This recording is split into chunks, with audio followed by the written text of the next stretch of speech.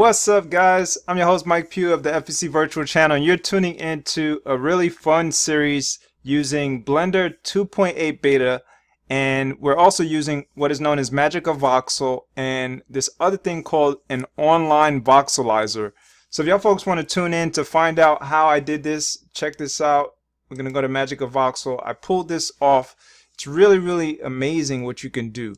Now it's actually rendering right now, so it may take some time for it to render through, but I can show y'all a finished product over here of some other voxel art that I've been playing with. And let's open up another one, a finished product. Here goes some other ones that I got. This is a close-up, so you can see what kind of concept that you're going to be coming out with if you use these tutorial videos that I'm coming up with, so y'all folks can check it out. And this is really something unique. I never seen anybody do this kind of stuff in terms of voxel art, so I'm trying to think outside the box and really go hard at a different perspective and a different look on using voxels to have fun, and also just to create artistic expressions and try to inspire more people out there to get into it, get more creators involved, and let's have fun. You know what I'm saying? MagicaVoxel is pretty dope. If y'all folks want to get the tool, I'll get y'all folks to the tool. Besides that, this one known as Online Voxelizer, I'll get y'all folks to this tool. This is how I basically got my my voxel in there, or MagicaVoxel art into MagicaVoxel. And I also used Blender, like I said when I started, Blender 2.80 or 80 beta. So like I said, let's get into it, and I'll see you in the video.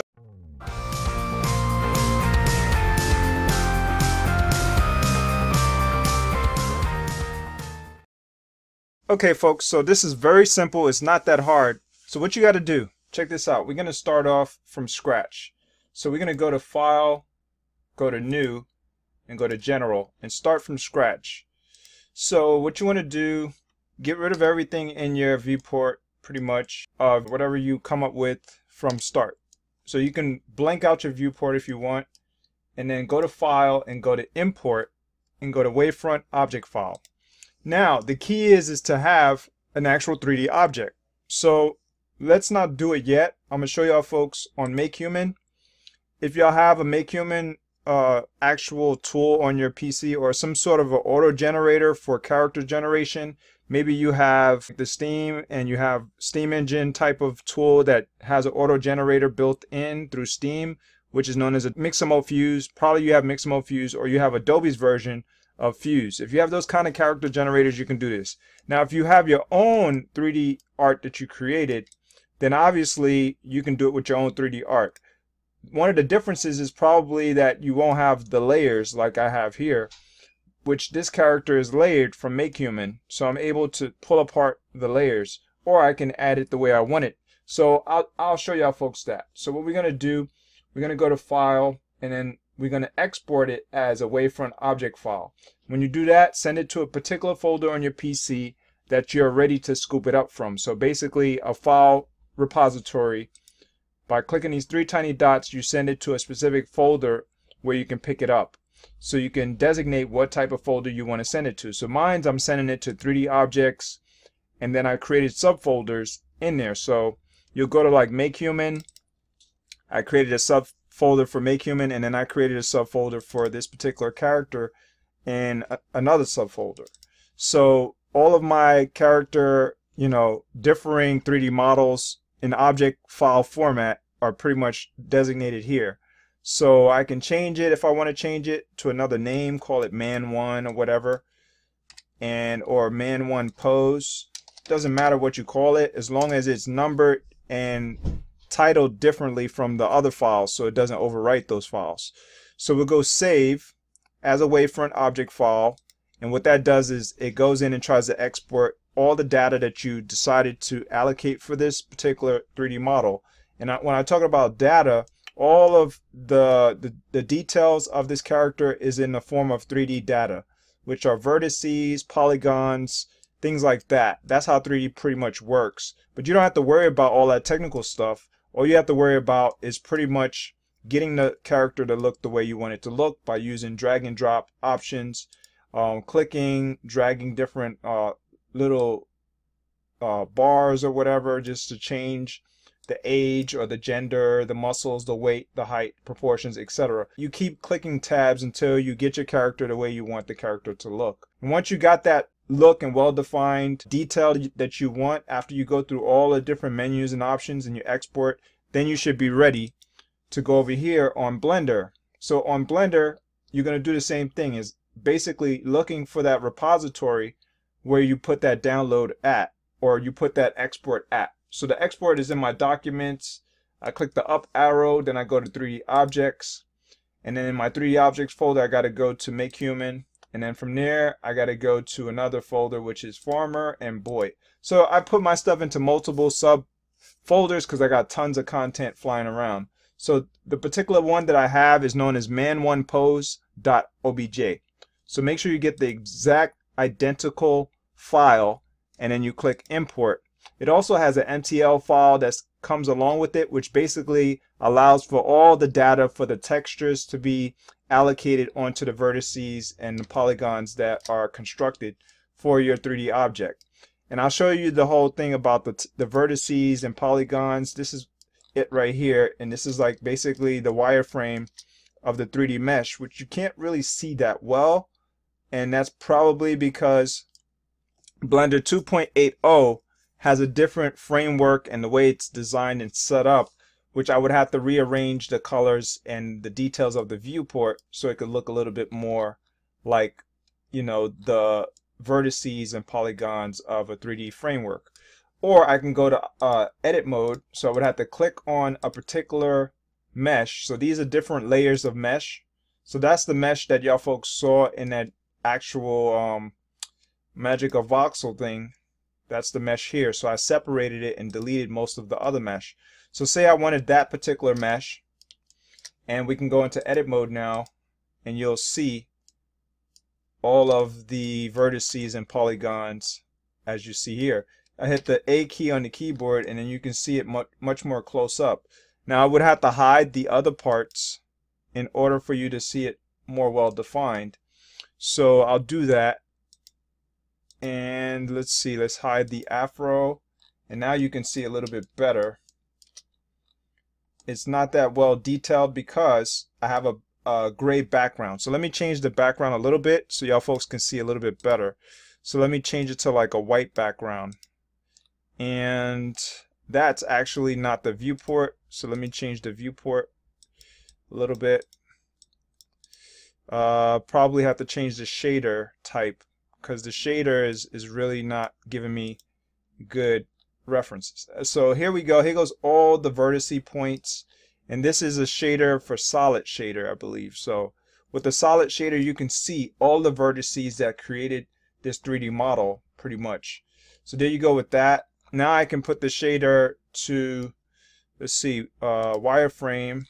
Well, wireframe doesn't really do me justice on that, but y'all guys get the point. You know what I'm talking about. So hopefully you know what I'm talking about, but these are all the little vertices here. Right now I'm actually cursor select. I have cursor select activated, so let me go to select itself. Then I can select individual vertices, I can pull points, I can play around and manipulate, but I don't want to do that. I'm going to do Control Z, Control Z. That's another tutorial, which basically would be for you to do proportional editing or whatever type of editing you want to do. You can pull points of areas, create shape keys, have fun. Shape keys basically would be like to create facial expressions and contours and different things like that. So like I can pull this out, rearrange the positions of the vertices, and then that will really throw off the look and appearance of the face. So if you do all of that in edit mode, it will affect it. But I don't want to train on that or talk about that. I learned a little bit about that. So let's go back out to object mode, and that just gives you an idea of how I was able to do this. So what I want to do now is just add the eyes. So I'm going to add the eyes instead, and also keep the teeth and the tongue. So let's try that as the character that I want to create. And so what I'm going to do, I'm going to delete everything else that's hidden. And to do that, you're just going to go over that area. You can tell it's hidden by the little eye that's pretty much blanked out. And you're going to use your shift key and then press the left click mouse button, because Blender 2.80 beta is actually left click enabled. So keep that in mind, that you're going to have to basically deal with that fact. It's left click enabled. Let's get rid of the shoes. We'll get rid of that even though it's not highlighted, or it's not invisible. And we'll get rid of the suit. So we'll make sure the suit is selected, and that's about it. So let's delete, and we'll see what we got. We have the low poly eyes, which basically means low poly is low polygons. So all the polygons that are used to create it is very low in level scale. So what we're going to do is just check to see what is left. So we got the tongue, the teeth, the actual skin, which is male generic OBJ. These are layered files that are basically having all the 3D data and information that's tied in. So then we got low poly OBJ, that's the eyes. So there we go with that. What we want to do is edit out the hands. So we're going to edit out the hands, and we're also going to edit out this little part of the chest, which is a little small portion of it. So we go to object mode. Actually, we got to click it first. Go to object mode up here, which is your mode select options, or you can click the tab key. But with my actual, the way mine's is set up, the tab key doesn't work because I have a differing add-on tool set up. So the tab key won't bring me up to the actual mode selects. It will bring me up to try to edit, go into face, and go to edge or vertex. So it's going to try to go and dig into the actual object. So I can go to edit if I want from there though, which is cool, but it won't bring me all of these differing modes that you see here. So what we're going to do is use the box select, use the B key. Box select allows you to select a huge area and to select a great deal of the differing vertices that you want to get rid of. So what I want to do is click this little icon here that says show whole scene transparency. So when you click that, it basically activates everything without you having to select wireframe. If you select wireframe, you can go through all of the vertices and go behind the physical shapes and contours of what you see. So what I'm going to do is use the box select again, and now I'm going to select everything again, and you'll see all these little dark portions in the hands are going to pretty much turn orange. So now everything is selected, and now I can hit the delete key and then delete vertices, and the whole entire thing will go away. Now let me backtrack and show y'all folks why I wanted to do that. So if you don't click this, basically when you go to select box select and you try to delete vertices, there's always going to be something left over because you're not selecting everything. So I'll show y'all that. Let's zoom in real close. And this is the whole thing about the new the beta version of Blender 2.8. So now I have to go in box select, and you'll see there's always going to be some leftover vertices behind that particular object. See that? So when you go up here and you click this little small icon to show whole scenes transparent, now you can go through the differing areas and you can select everything. So now it selects everything and you can delete. So in the previous versions of Blender, the way that you used to do it, there used to be an option over here to switch to wireframe, which basically is this option. So they changed the option to some degree. When you switch to wireframe, it does the same thing. So we'll do that. We're going to go, let's do circle select this time. So you can circle select as well, and this allows you to use your mouse scroll wheel to select. So now you see I'm able to select straight through. Now let's turn off the transparent thing. Let's see. And let's try it again. Circle select. Okay, so now it's turned off, and we should be able to go through the whole thing with actually, wow, wireframe doesn't allow you to do it, so you have to select this in order to do it. That's interesting, because in the past you used to be able to do it with wireframe. So let's back out, select that, and then do it again. C. There we go. So you have to use that little small icon thing for whole transparency. Show whole scene transparent. So we're going to delete that. I just wanted y'all folks to see the difference. And we just discovered that wireframe mode doesn't give you everything in terms of the option to go straight through from point to point across a full 3D object. You can't go all the way through the vertices. So that's all good. Now we got what we want. Let's switch it back to a mode that we can identify with, and then click this icon to go back the other direction. So let's see, why is it not looking the way we want? Oh, we're in edit mode, my bad. So go to object mode, and there we go. So now that you got what you want, you basically got a clean slate of just the head, eyes, and the mouth areas. We're going to go to file and then go to export. So the only difference is that I added the teeth, the tongue, and the eyes, so y'all folks can see how it's going to turn out as a little slight difference. So go to wavefront. Pretty much you got to use your creativity to go further with a lot of this stuff. So think outside the box and try to figure out what portions of the body you want to bring in to MagicaVoxel. So now we're going to go to MakeHuman and go to, let's see, we're going to go to farmer and boy, and we're going to call this phase 2. Phase 2. So what that does is it creates the files that we need, which basically is the OBJ file, MTL file, and that's going to go into the voxelizer. So we're going to go and add this to the voxelizer, so it turns an OBJ file into a voxel file. So that's why I got to use this tool here. So that's what I did. Now, in order to understand this website, you have to understand how voxels work. Voxels are basically little tiny boxes or cubes.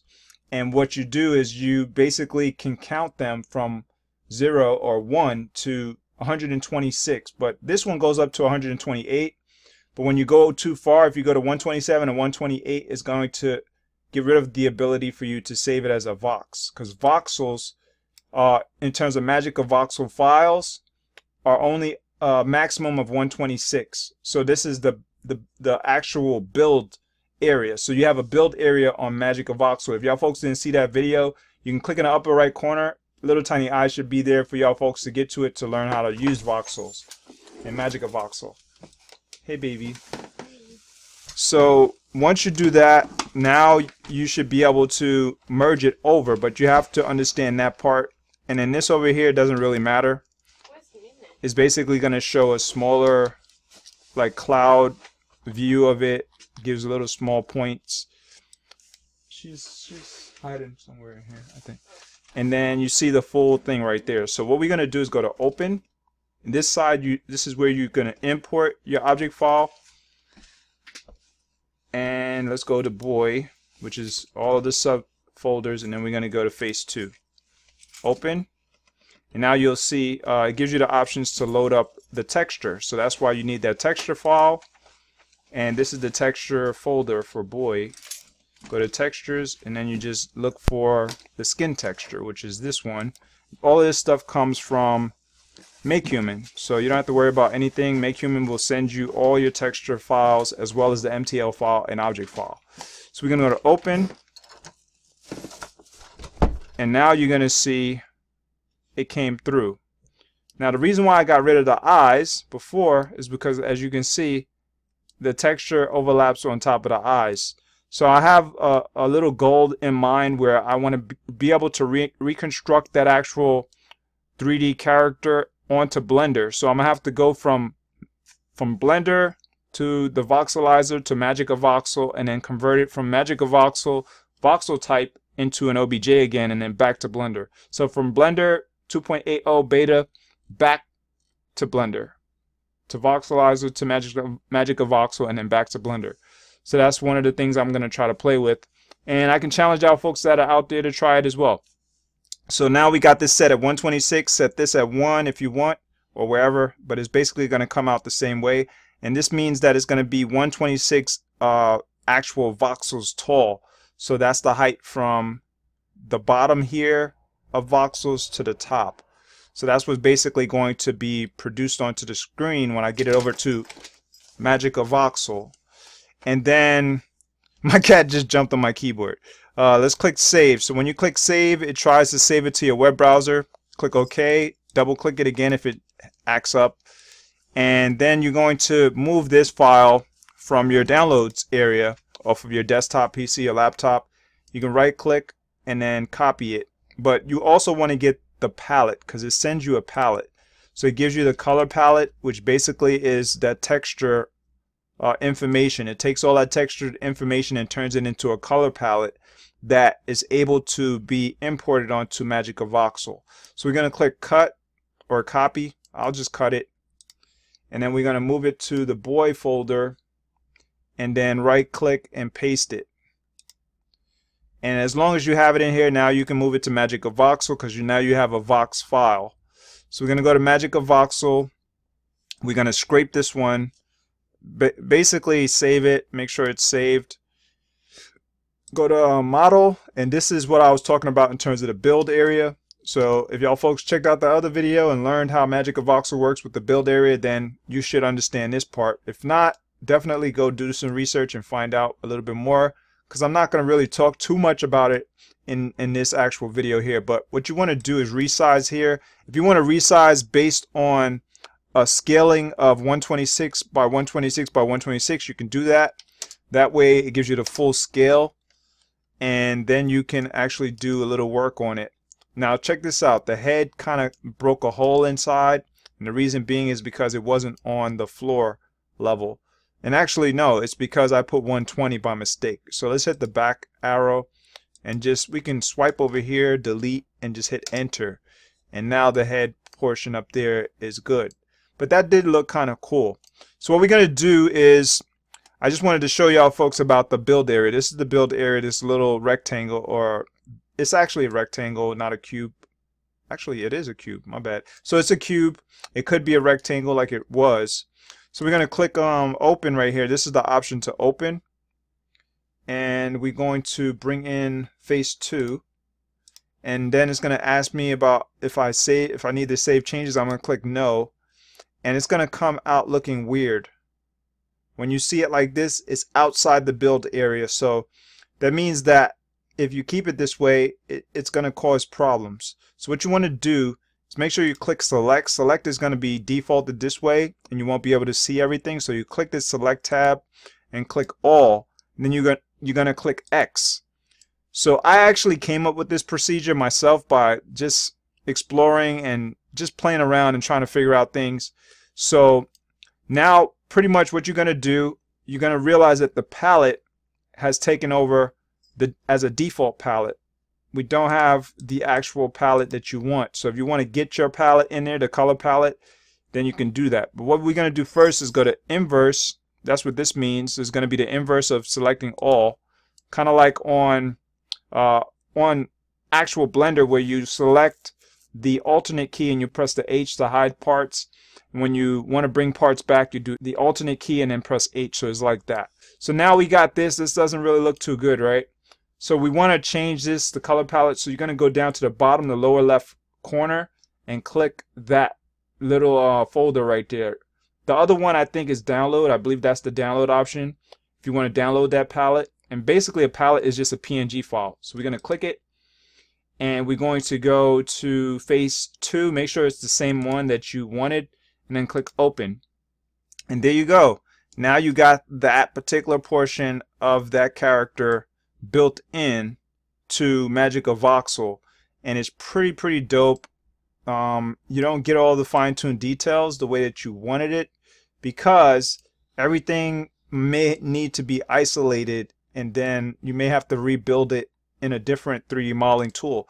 Because with MagicaVoxel, I don't know how to separate these palettes between each voxel creation that you come up with. So I don't know exactly how to do that per se. If folks know how to do it, that's on them. You can actually paint every little individual voxel if you wanted to, but I'm not into doing all of that work. That's a lot of work. So if you're that tedious and fine-tuned, detailed type of oriented person, detail-oriented person, then go for it. But I don't recommend it because it may take way too long. So other than that, what I'm going to do, I can do some touch-ups, you know, try to paint certain details like the teeth or whatever and fix those parts. Those are not going to take too long. I might actually fix the teeth itself to make it look a little bit more better. But this gives you a framework. At least you got like a primitive shape, more of the along the lines of what you can come up with. You can paint the eyes, you can build some eyes in there. You can really play around with it. And since there's a separation in there, you see that mouth separation? I'm gonna mess around and manipulate it in Blender and see if I can get a facial expression to work with this character, and then eventually get his face moving. And that would be a pretty dope goal to play with, a dope thing to do in a voxel format, and I never really seen anybody do that yet in terms of animating the face and getting it talking and actually getting it to work like a regular 3D model character that has the full flesh look and appeal. So other than that, when you want to render, you go up here, you have model option, you have render option, you click the render option, and then bam, now it's going in to try to detail all of the rendering. If y'all folks want to learn a little bit more about rendering, you could click in the upper right corner at this moment, and that'll get you to a lighting rendering video of where I played around with a lot of the lighting options and controls, and it gives you the ability to, you know, customize your actual rendering side of MagicaVoxel, and you can do a lot more with it. Or you can type into Google and look for other people's videos. I recommend for you to learn from as many people as possible, because you never know who knows a little bit more, and they may have a different, you know, creative outlook on how to use it. And that's pretty much what I do. I learn from everybody I possibly can learn from, and then I come up with my content, and it adds to my creativity. And in that way, I can do much more than meets the eye. I can do a little bit more, or a lot more than the average person is able to do who knows the same tools. So other than that, that's all I got. I'm out of here. Joe, love, and peace to all. Mike Pugh signing off. Hopefully y'all like this video, and feel free to subscribe. Feel free to hit the thumbs up. Feel free to hit that bell icon if y'all folks want to get my latest. And I'll see you next time. Peace.